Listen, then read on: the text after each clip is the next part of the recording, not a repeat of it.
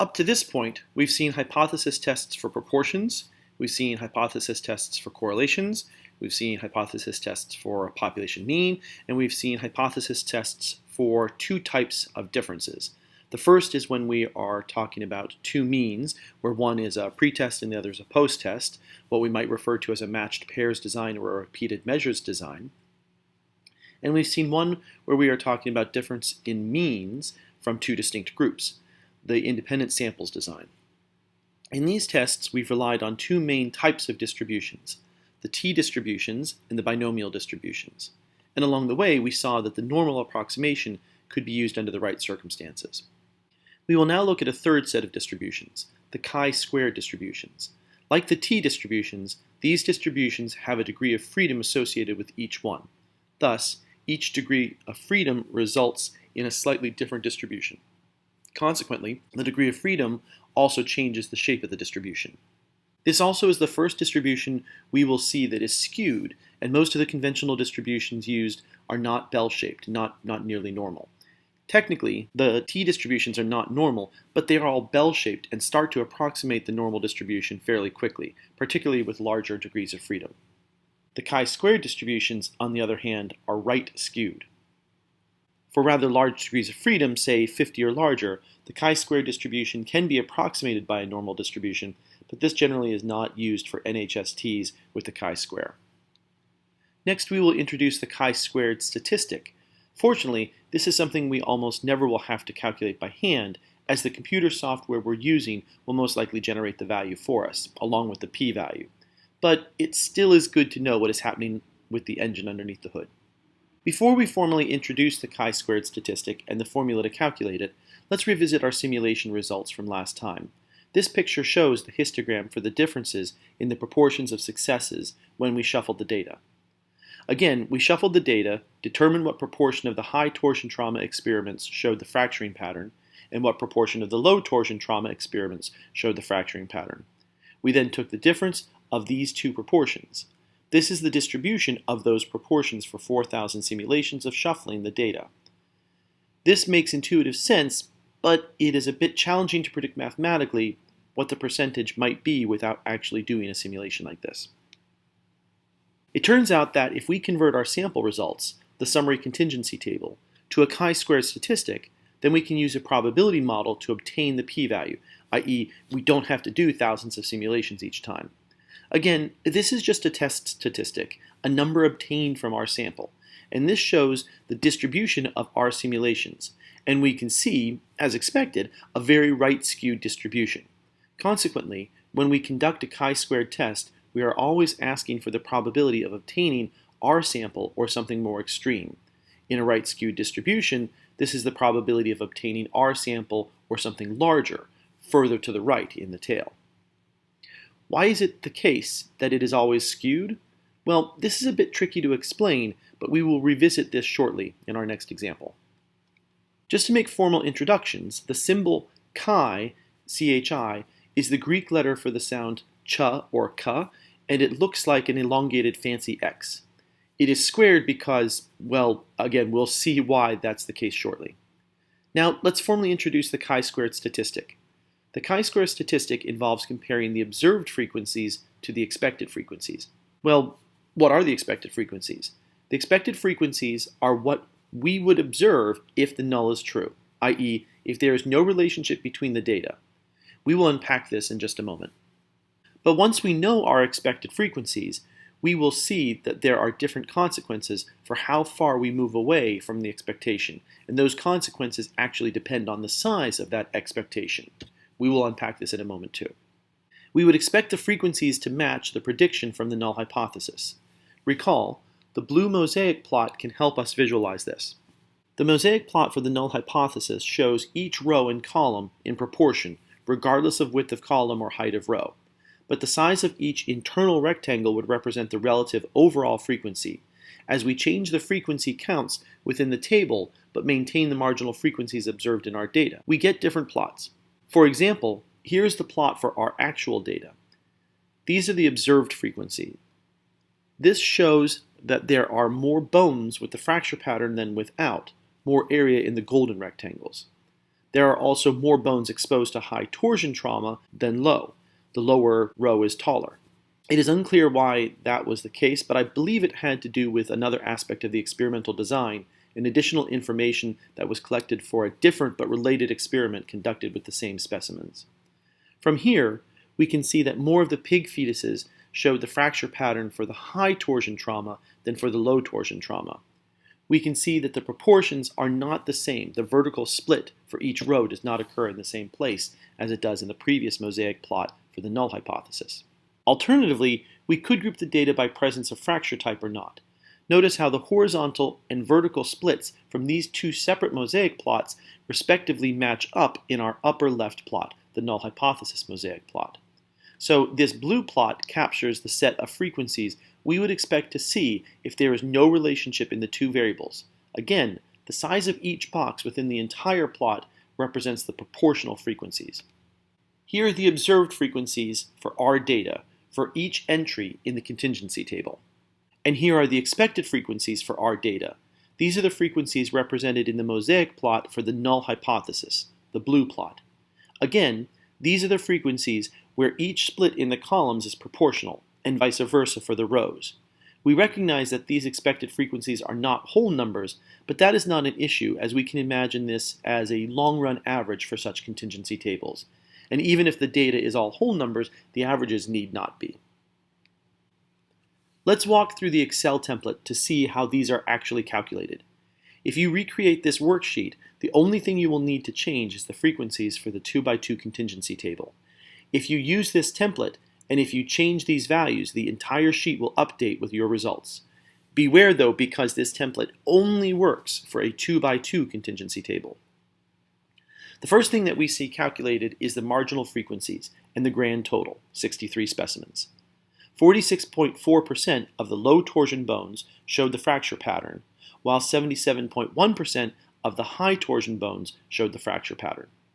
This gives me the two proportions for the two samples or two groups. We can ask what the difference of these two numbers is, and that would make perfect sense. And running a simulation with such a test statistic would be just fine. For the CHISQ.TEST, we need to take it a bit further mathematically than this. Next, let's look at how we get the values that give us our Nordic flag-like mosaic plot, that is, our expected frequencies if there is no actual relationship between the variables. Let's walk through a calculation, and then we will summarize the formula to get this upper left value, 10 2/9. We multiply the column total times the row total, and then we divide by the grand total. These formulas here show that calculation, but for each of the four cells. If you note the precise location of the dollar signs, the absolute referencing syntax, if you note the precise location of these dollar signs in this first cell, you can copy it down and over to populate the remaining cells. Then the formula will update automatically and correctly. Okay, what does this mean? Well, there are 23 bones in this column, but there are 28 out of 63 that are low torsion. So 28 out of 63 is a fraction, and if that fraction determines how many bones are low torsion, then 28 out of 63 times 23 would give us the expected frequency for bones not showing the fracture pattern that are also from the low torsion group. Again, that idea would be then carried over for each of these cells. The image that helps with this is that these are the numbers that would give us the Nordic flag-like mosaic plot, the blue plot. Now at the top, we have the observed frequencies. And in this second table, we have the expected frequencies. The expected frequencies are what we would expect if the null hypothesis is true. In this case, the null hypothesis is saying that there is no relationship between the variables. Said another way, the proportion of bones showing the fracture pattern is the same regardless of the level of torsion. Or you could go the other way, the proportion of high torsion bones is the same for those showing the fracture pattern as for those specimens not showing the fracture pattern. The next step is to calculate the residuals, or more specifically, the squared residuals. So I had 15 bones in this category, and I expected there to be 10 2/9. How close is 10 2/9 to 15 by chance? At the turn of the 20th century, Carl Pearson proposed calculating the squared residual as the observed frequency less the expected frequency, all squared, the difference squared, and then divided by the expected frequency. Here's the formula for this. For any one cell in the contingency table, we subtract the expected frequency from the observed frequency, we square that difference, and we divide by the expected frequency. Now, before we go too much further, there's a completely intuitive reason why we would divide by the expected frequency. Let's imagine the following scenario. You are planning a dinner party for 4 people, and 10 extra people show up to the dinner party. So you now have 14 people at your dinner party. What do you think? Will there be a problem with this dinner party or not? I believe most people would agree that this would be problematic. Okay, but what if your dinner party was planned for 40 people? If 10 extra people show up, is there going to be a problem? Maybe, maybe not. Possibly a problem, but probably not as extreme as if you had planned for only 4. Now, if you planned a dinner party for 400 people and 10 extra people showed up, would you even notice? Probably not an issue at all in that case. And this is why we divide by the expected frequency. The bigger this denominator, the bigger the expected value, the bigger the difference between observed and expected that might happen without much of an issue occurring. Said another way, the bigger the expected frequency, the more variability we can tolerate in deviations from that expected value. But the smaller this number is, then big deviations from that number start to become important quickly. Again, we have this formula written here in blue. The residual squared is the square of the difference of the observed frequency and the expected frequency, all divided by the expected frequency. The chi-square statistic is defined as the sum of all of these squared residuals. Please do not get caught up in the mathematics. The intention here is only to explain the mechanics behind what is happening here in this Excel template, or in truth in any statistical software package that will process a chi-square test of independence for you.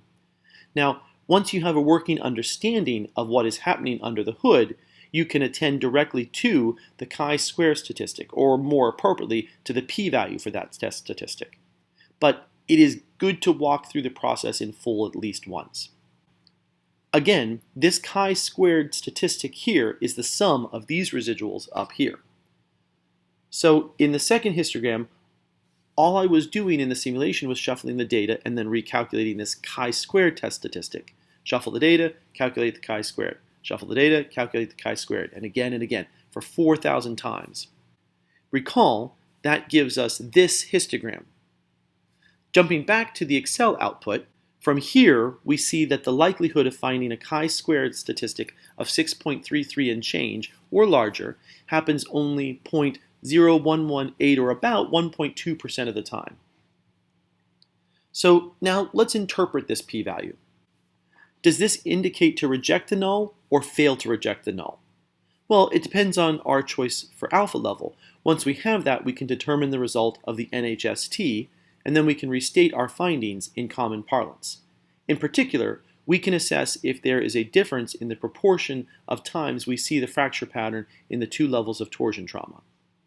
The only thing you can't avoid if you want to run a chi-squared NHST and you are using Excel, the one thing you can't avoid is the need to calculate this expectancy frequency table. If you are doing this by hand and you want or need the chi-squared test statistic, which you might need if you are asked to report an effect size, you also need to calculate the residuals. However, there is an Excel function that jumps directly to the p-value given only the observed and expected frequency tables. Thus, even if we don't do the full calculation by hand, we still need to calculate the expected frequencies. This is the CHISQ.TEST function, or the CHISQ.TEST function, and it will give you the p-value directly. It requires the observed frequency array first and the expected frequency array second. Again, you are welcome to use this shortcut function, but be sure you have a working understanding of what goes into the function and what the function returns as output. Next, we will look at a more complicated contingency table, i.e. a table bigger than a 2x2 table. The syntax shown in these columns, column F, G, and H, are for the corresponding values calculated in these columns, columns B, C, and D.